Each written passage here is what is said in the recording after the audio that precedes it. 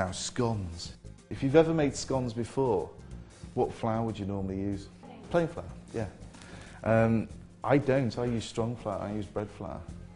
The reason for that is because, yes, you've got a problem essentially with gluten. Too much gluten in the flour will make the scone quite rubbery. But the trick is not to work the dough too much. Once you start, when I showed you that, and it was quite rough, that dough, if I was to take a scone to that level, it wouldn't be glutinous. It wouldn't be rubbery. It wouldn't, you know, it wouldn't stretch when you eat a scone like a bread would. So you take the scone to a level where it's just mixed. Then you can put your sultanas in, your walnuts, your cherries, whatever you want to throw in there. Bacon, I've seen. Bacon and onion in a scone, in a savoury scone's delicious. So what you do is you mix it to a level, which I'll show you, and I'm actually going to cheat and use this thing here. And what I'm going to do is get the ingredients together. What we've got is the flour goes straight in. Can't remember the recipe. 500 gram. Butter, I think it's 80 gram. 80 grams of butter. 80 grams of sugar. Straight in. 25 grams. Getting good at this. Picked it up now. Straight in. And then I need some eggs. I think it's 2 eggs. It's the easiest recipe in the world. And one of the easiest ones to mess up as well. 2 eggs straight in.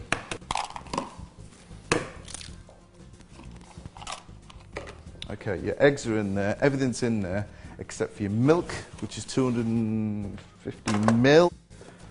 Okay, that goes in there. And I'm using a dough hook. You don't want to use a blade. Once you use a blade, it'll cut into the dough too quick and it'll mix it too much, so a hook is more controllable. So use a hook when you're doing anything quite delicate. So what we're going to do is gently start on a slow.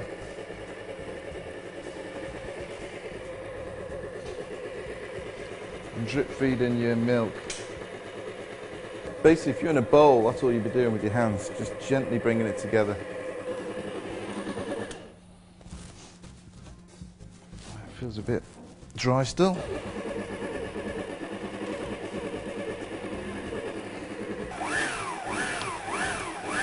I'm trying not to overmix it.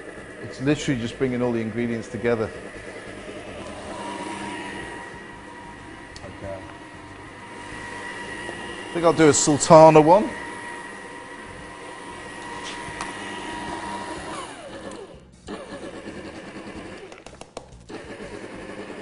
Just adding a few sultanas in there. That's it. I don't trust it anymore. I'll do it all by hand. But it's a basic mitt, and it's very wet. It's the best way to make it, to be honest. Just take that off there. Tip this out with some flour. I haven't made scones for 2 days, 3 days. A little bit of flour on the top. Gently, I'm not kneading it, I'm not stretching it, I'm not going to give it lots of pummeling. I'm literally just going to mess around with it. It's pretty much there, actually. Just gently. It's called chaffing. It's a nice and light way of kneading. You can see how smooth that's got. So what we do, we'll flatten down this really lightly, really gently. Get a baking tray, and what paper do you use on here? Silicone. Greaseproof, actually, and that feels like greaseproof. Actually, that side feels like silicone. Silicone paper doesn't stick. Greaseproof, when you're making or baking, certainly with baking, sticks. Don't use it. Use baking parchment or silicone paper. Okay, so you've got basic paper. You have a lovely dough here. Get a rolling pin. Roll it out. Oh, this is hard work. All this baking lark. It's very simple. It's got a bit of air in it already. It's quite active. Just gently pat it round. The reason why I'm patting it round and drawing it back in as I've flattened it is mainly because it's actually, if I cut it when I've rolled it out, it just springs back. So I'm just relaxing the dough, taking it back in again. I'll use the 5-star way of cutting scones, which is that way. We never cut scones with that. We always cut scones with the flat end because we think it's posher. How ridiculous is that? Okay, so we gently press, cut into your hands well, and then you take as many as you can off the first run. I've got, probably get another row. Now they look quite nice. Lovely. Nice. I will leave them to one side for a second. Okay. I'll leave that elsewhere. Now you can actually roll that one out again and use it again, but I wouldn't use any more than twice because you're using strong flour. It makes it too glutinous and too rubbery, so you can't actually use it. Second time, no problem. Third, forget it. Bit overkill for one egg, but never mind. Okay.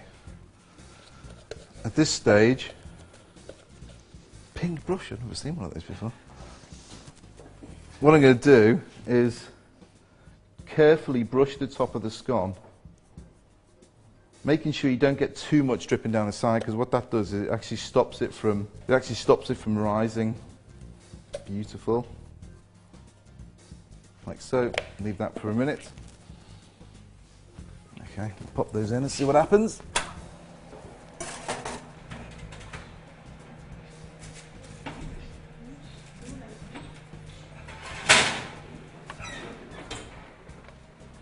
Look how light. Yeah, I'll come up and try that.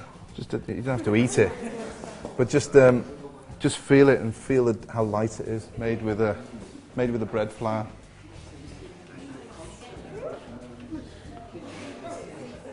It's quite light. Oh yeah. How you can tell a scone's done. Just bring it out and crack it open. Just crack one open and see if it stretches. It's not quite done. Give it another couple of minutes, but don't give it 5 minutes. If it just breaks, it's ready.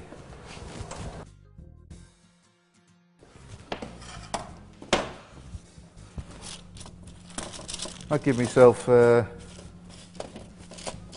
6 out of 10 for them. Thank you very much indeed.